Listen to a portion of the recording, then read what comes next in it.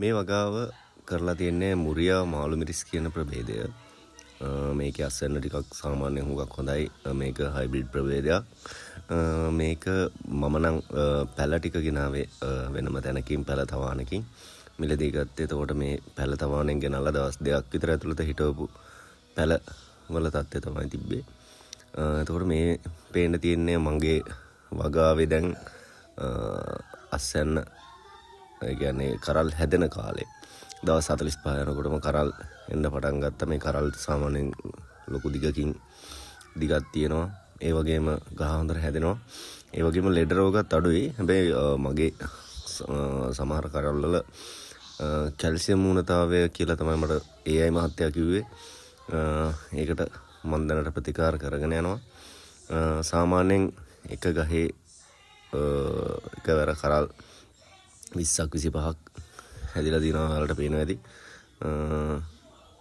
මිලත් සාමාන්‍යයෙන් මේ දවස්වල රුපියල් 500ත් 550ත් 600ත් අතර වගේ යනවා.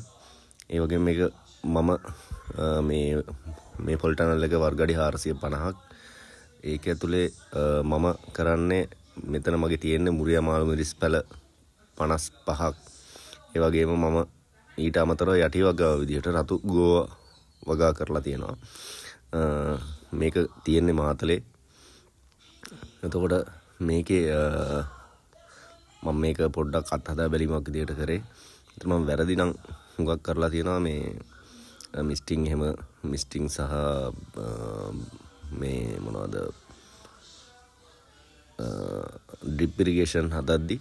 එතකොට ඒ වැරදි ටික මම ඉක්මනටම නිවැරදි කිරීමක් කරගන්න ඕනේ. නැත්තම් මේකේ දිලීර රෝග එන්න තියෙන සම්භාවිතාව වැඩි වෙනවා. මේ තියෙන්නේ මගේ හොඳ අස්වැන්න තියෙන ගහක්. ඔයාලට පේනවා ඇති. හොඳ අස්වැන්නක් එක්කන් හොඳ ආදායමක් ගන්න පුළුවන්.